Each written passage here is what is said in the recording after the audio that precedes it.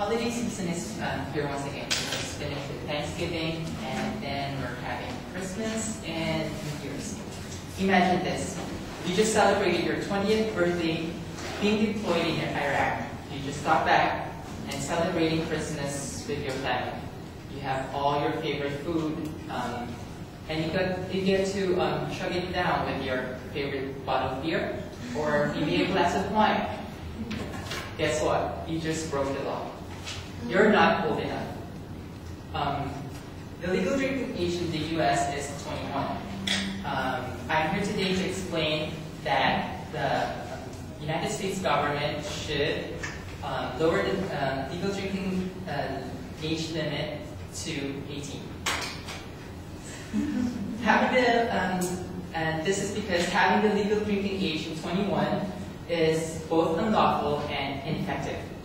And I will elaborate these reasons in a bit and then proceed to a proposal on how to approach such change. Having the legal drinking age at 21 is unconstitutional. This is with the idea that it discriminates people ages 18 to 20 from the rest of so-called adults. Why is that? Along with turning 18, comes some rights and responsibilities. Turning 18, you get the right to marry. Turning 18, you get to be part of a jury. Turning 18, you get to be volunteer for military service. So how come that 18 to 20, if you can, or turning 18 also gives you the power to vote.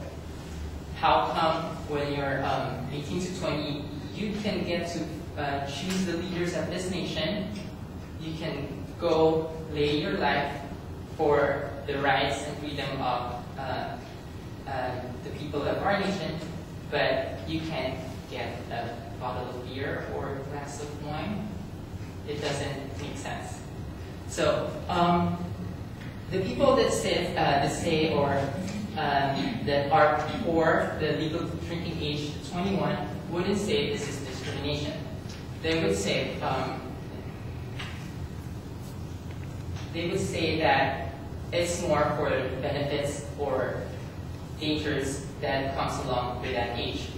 According to the U.S. Department of Health and Human Services, the minimum age for initiation, that is where you gain the right to do things like 16 for driving, maybe 35 to become president, for those who are planning to.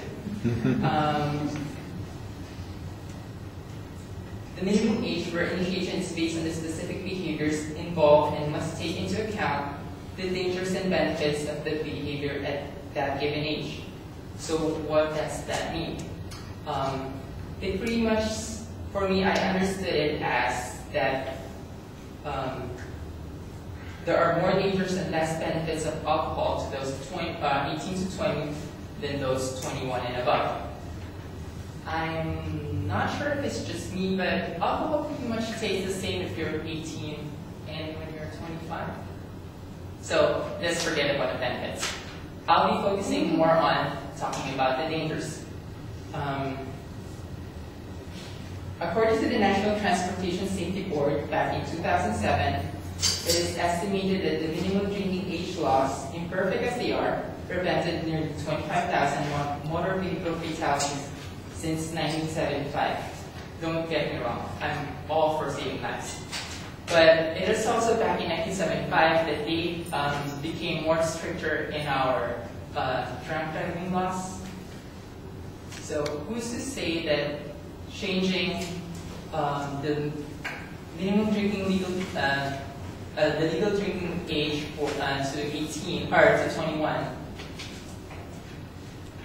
is has given a bigger factor in this change or in this saving this 25,000 lives than that of the stricter laws that's given to about drunk driving.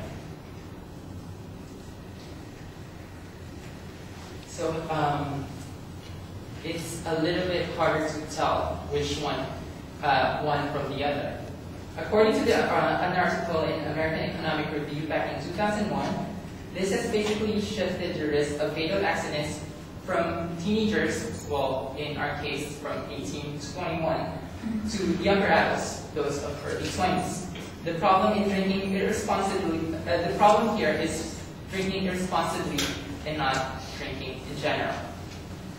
Which brings me to my second point, that minimum drinking, the minimum drinking age at 21 is ineffective, unlike some people claim.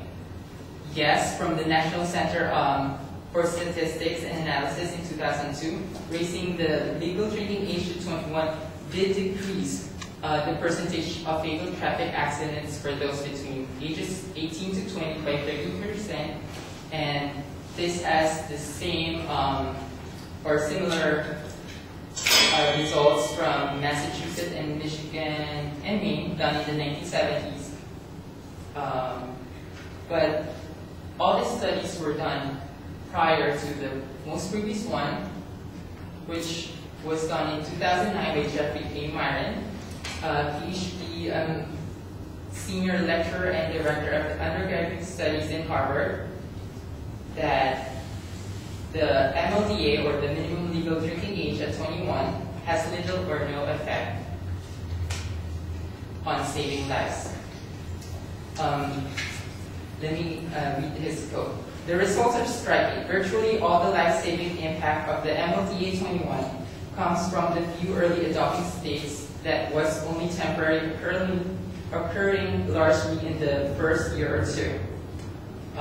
The national alcohol prohibition back in 1920 also failed. Back in 1920 and 1930 also failed, and instead of decreasing all the accidents and fatalities, it has increased. And more of underground drinking, alcohol binge drinking has happened. And this is also the same as to what the Amethyst Initiative, that's a coalition of 100 university presidents and chancellors last year. That's also their main concern. That's why they brought up this debate. So again, some people get hurt in one way or another.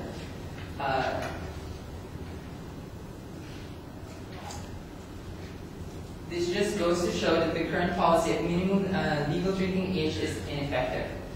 If the government were to change this policy and lower the legal drinking age, funds are to be used instead of enforcing 18 to 21 drinking laws to educate high schoolers about drinking alcohol and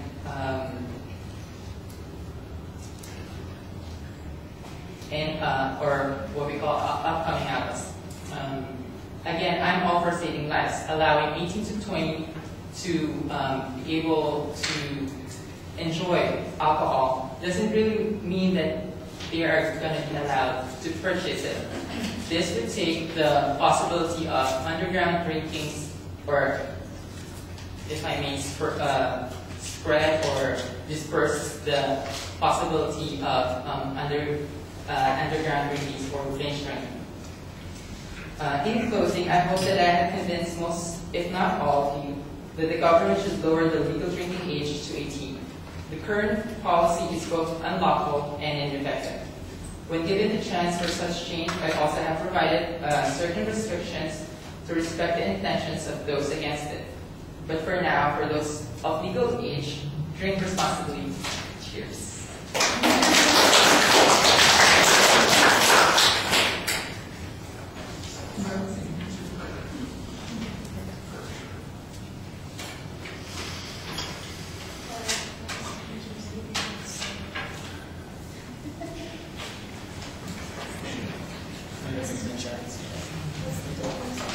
So Kyle, what did you think?